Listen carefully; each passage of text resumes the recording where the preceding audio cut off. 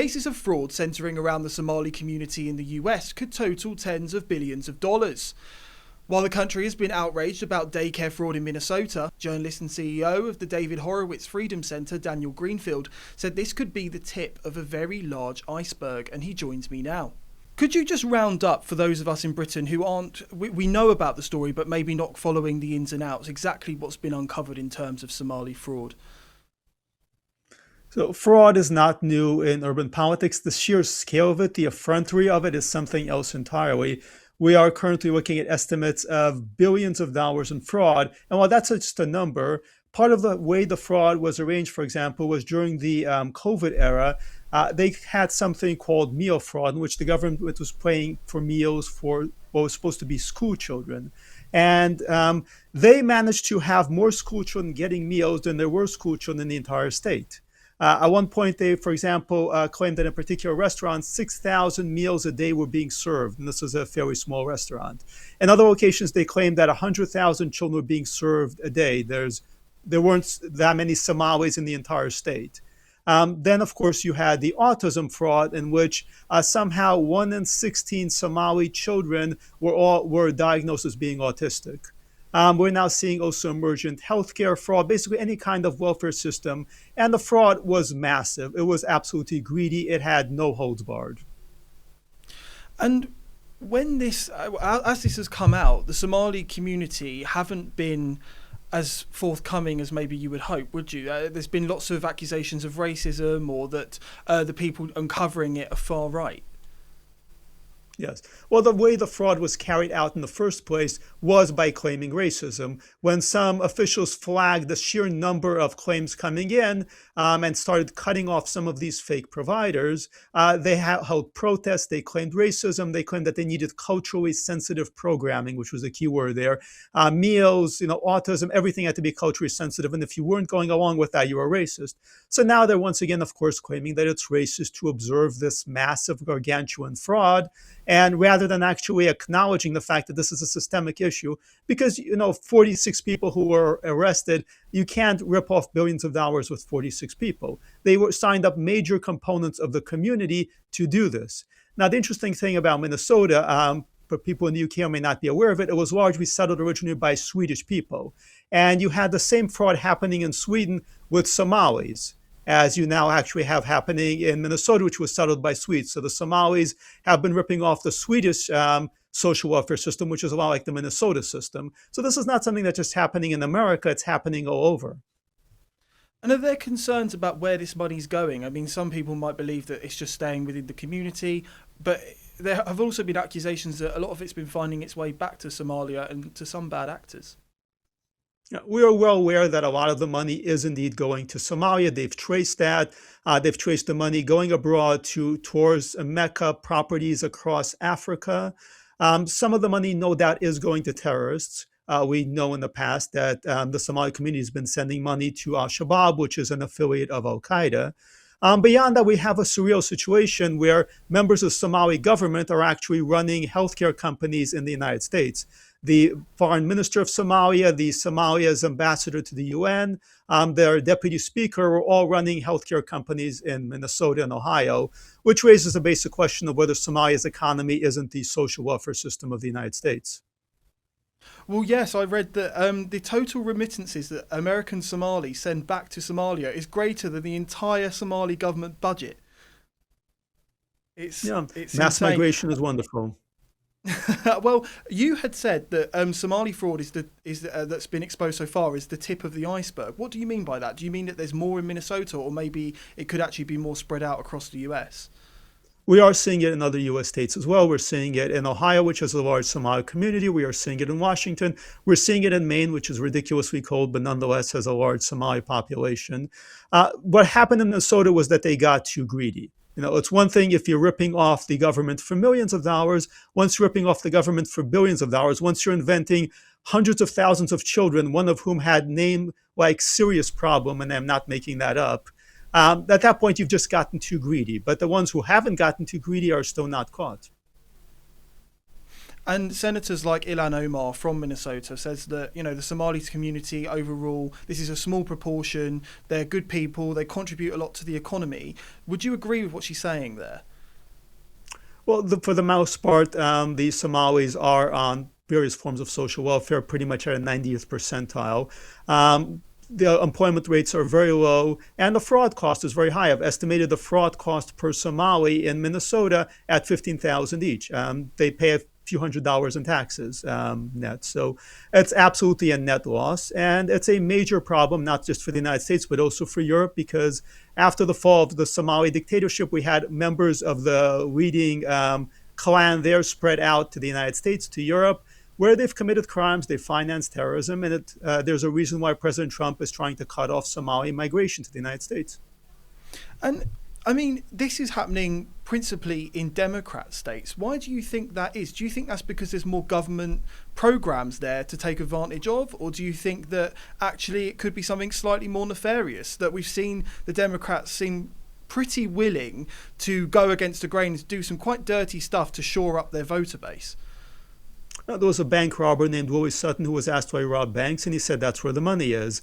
Certainly, Democrat states have the huge social welfare programs to rip off, like Minnesota did. But it's important to note that they have those social welfare programs because they want particular voters. They want to engage in demographic population change and replacement. They want to bring in communities that will go ahead and block vote for them, and they're happy to pay those communities in taxpayer money. So many of the fraudulent organizations at the heart of the scam were also community groups that operate also as voter turnout operations for the Democrats. So the Democrats fund community groups that then turn out to vote for them. And the Democrats are happy to do this because they get votes. So the fraud had not gotten to a gargantuan point, we wouldn't even know about it. And we discussed Democrats there, but actually, even in Republican states, there seems to be this a massive amount of money that governments have, state governments have, to give to organisations. We've seen recently with the scandal in Texas about the Islamic groups and mosques receiving $13 million. I don't think people would expect that Republicans would be doing that. Yeah. Well, we've had an explosion in NGOs and quangos and various groups that all claim to be solving social problems. In the practice, none of those social problems are ever solved. And those groups effectively employ the operating personnel, shall we say, of the Democratic Party, of the left. When you see these large crowds gather at protests and people wonder, how do they have the time to do this in the afternoon? What do they do for a living? Well, the answer for the most part is that they work in the so-called nonprofit sector doing things like this. So, in a way, you're saying that hard-working taxpayers in the US, and it's happening in the UK and Europe as well, are actually paying the very people who are undermining our societies to be able to undermine our societies. Exactly. You can think of it as a slow-motion regime change operation. And is that what you think is going on in Minnesota? It's going on all over the United States. You could ask why Minnesota. A lot of the refugee resettlement, the so-called refugee resettlement, has been happening in states that are somewhat more conservative, places that are more likely to vote Republican. The goal there has been, these are not the most ideal places to resettle people from sub-Saharan Africa. Why move Somalis to Minnesota, which you may not be familiar with, but is basically like Siberia with an American flag, or Maine, which is even worse. Why move those people there from Africa? Well, because you want to fundamentally change the voting setup over there, not because those are the places they would most want to live. Do you think that this is an issue that's more to do with the communities who are defrauding the state, or do you think actually it's more a problem with the state, the fact that they have these generous schemes to be taken advantage of in the first place? It's a partnership. These people come in as refugees. They see these various groups, like in the United States, it's Catholic Charities or Lutheran Social Services, that make money, hundreds of millions of dollars from the government to resettle these so-called refugees. They look at this, they get these services, and then decide we should set up our own version of this because this is very profitable. And that's what the Somalis did. They were pretty smart about it, up to the point where they just invented children-named Serious Problem and ripped off the government for billions of dollars. Basically, they were doing what the liberal establishment was doing. I mean, you kind of got to give it to them. It's kind of smart, really. I wouldn't think to do that myself. Yeah. But what we've seen since this scandal's come out is Donald Trump's been very strong on the idea. He's targeted the Somalis. He said these people, we have to look at it from an economic point of view. There's more costs than benefits. Do you think that we're going to now start to see in Western countries a little bit more realism in our immigration policies? And rather than kind of treating all countries the same, we're going to say, actually, so a higher percentage of your nationals end up in prisons, you're not coming. A higher percentage of your nationals end up on welfare, you're not coming. Absolutely. There needs to be a rational cost-benefit analysis in which we look at different countries and say, we have the statistics, we can see the net income, the amount of taxes you actually pay versus the amount of money we get from the government. How many of you come and actually then get jobs? How many of you come and get involved in terrorist plots or crime? And decide what is going to serve our country best, what kind of immigration policy is profitable for us, rather than whatever altruistic, idealistic policy the various refugee resettlement activists want. Was there anything else that you wanted to add that you think I haven't touched on? I think it's important to emphasize that this is not just a Somali issue. This is an issue with third world mass migration in the first place. And we need to be very aware of the fact that this is a gateway to major fraud. It's an international crime ring, really, because we've seen money moving back and forth between Europe and America, between America and Europe and Africa. And that money is used to finance organized crime. It's used to finance terrorism and to rip off taxpayers. That's what I was going to ask.